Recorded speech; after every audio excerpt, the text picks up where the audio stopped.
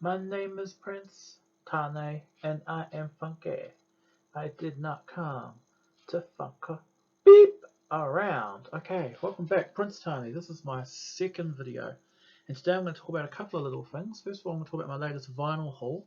Now, yesterday, this will really get a laugh out of you guys. We had a scheduled power cut. This is New Zealand. I mean, our infrastructure is complete shit, basically. So I thought, I might put the time to good use, drive into the city, and go on a vinyl hunt, basically. And it's the same place I go to all the time, Real Groovy Records in Auckland, and incredibly they are open. We're on level 2.5 now, which is like the shops are open, but there's social distancing. You have to wear a mask.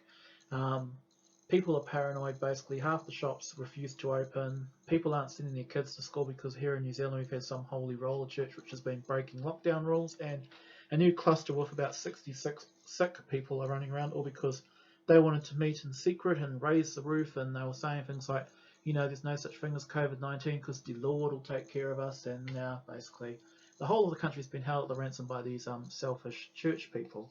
I'll give you a clue. They are not European race, and it's a born-again holy roller church, basically. So in Britain, your equivalent would be like, I don't know, some West Indian, I hate gay people type, give us all your money church. America would be like the Beulah Fellowship Church.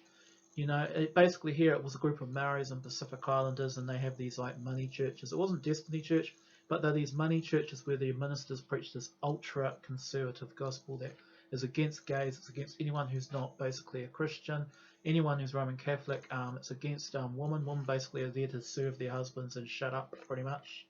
And they don't believe in abortion, so they all have big families of about 20 kids, and they all live in extreme poverty, and they give all their money to the church, and it's just really messed up. But I'll move on.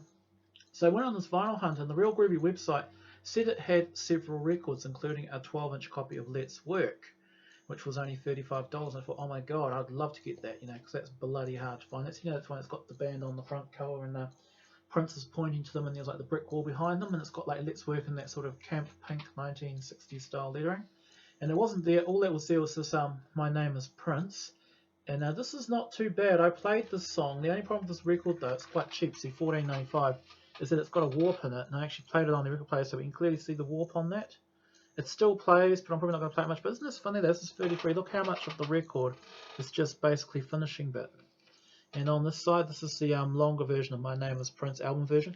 Now, when I played it, this will really get a laugh out of you guys, especially you, Mr. Ants, because I know you find this shit funny. It went, my name is Prince, and I am funky.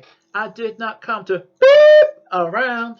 This obviously means, even though it's German, I find it's funny it seems, because, generally I thought with the Germans, it's anything goes with those guys. It's like, yeah, heaven, der Saxon, and all that type of thing. And on the back, we've got the lyrics printed, which is really interesting. So this wasn't a bad buy. The other record I bought, now this was really, really nice. I love this one. You guys are going to love it too. And it would have been more useful in my last few Adore Cream videos.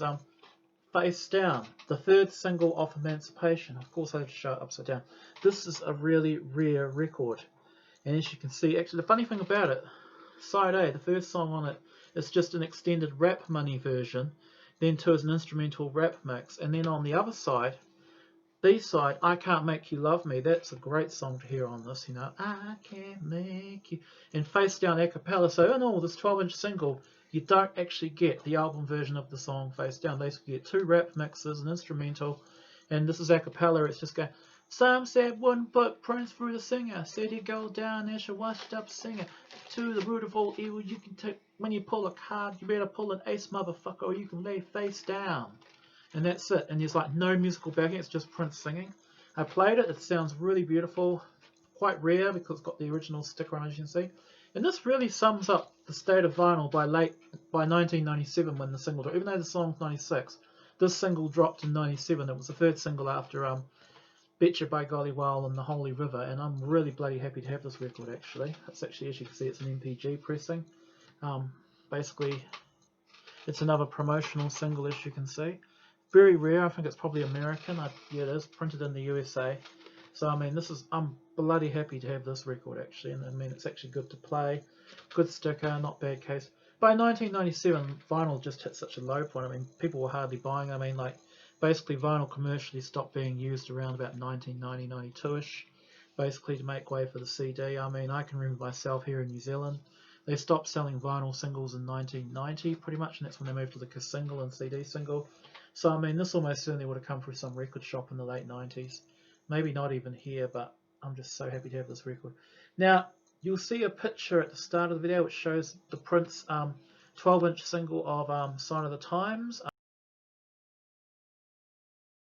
This is the picture disc. Now, this one I nearly bought too. It was $34.95. The good thing about the shop is you can take up all the singles.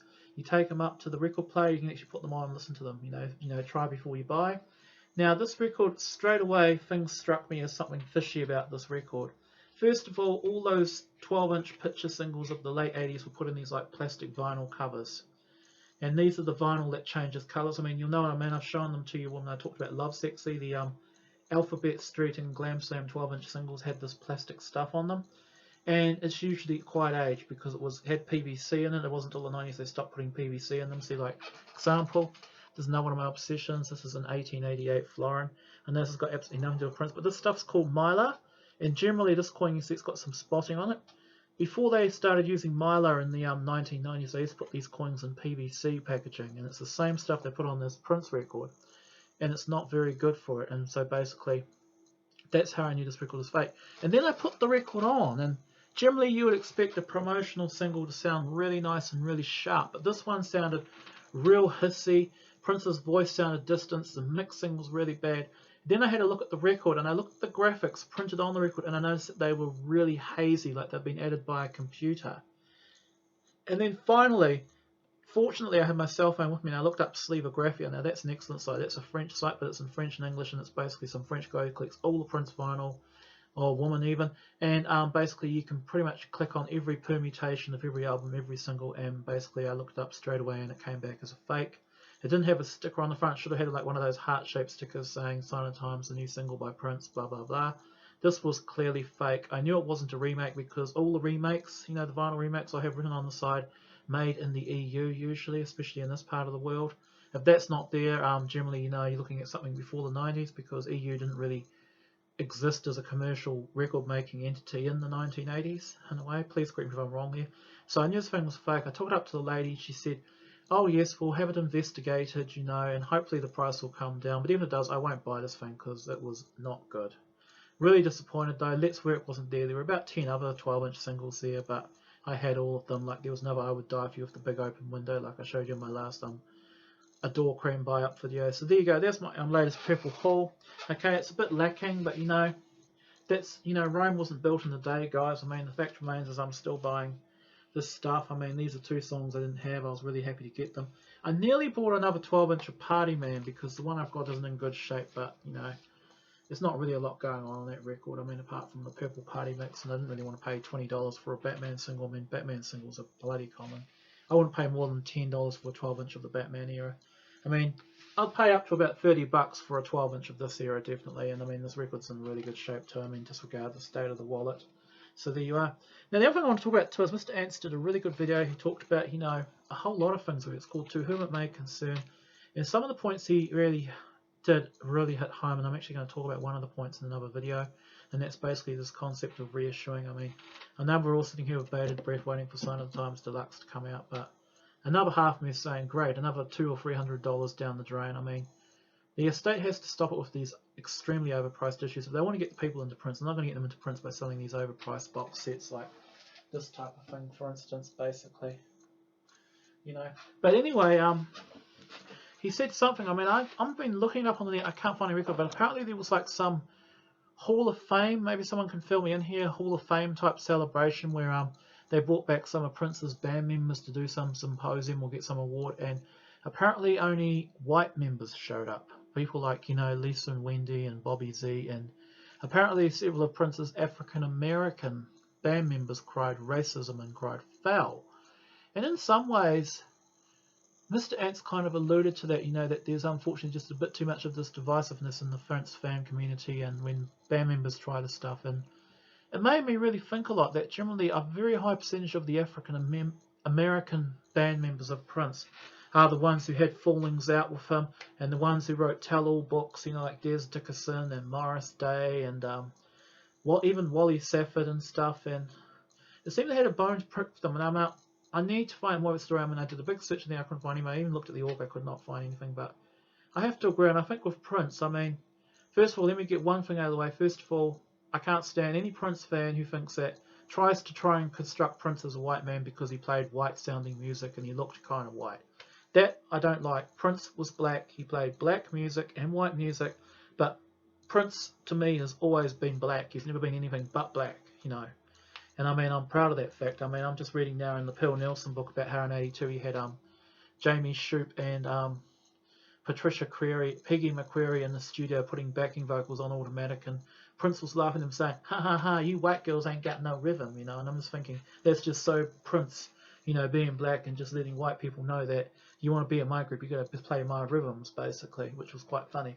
But okay, I can understand there's a lot of injustice against black people at the moment, especially this whole George Floyd thing, you know, and all these black people getting shot by cops and this inequality. And the same things here. I mean, you can't turn the radio on without hearing them speak Māori language. And I mean, I can speak Māori, but I don't think it should be forced down people's throats. I think people should learn it if they want to learn it. It shouldn't be forced upon people. But it's the same in America. I mean, it's like just about everything is basically pulling out the race card, and it needs to stop. I mean, okay, we need to do something about Donald Trump. We need to do something about racist cops. We need to do something about systematic and entrenched racism, which seems to permeate in America. But at the same time, we cannot just pick on a person for not being black, especially a white person. Not every white person is evil.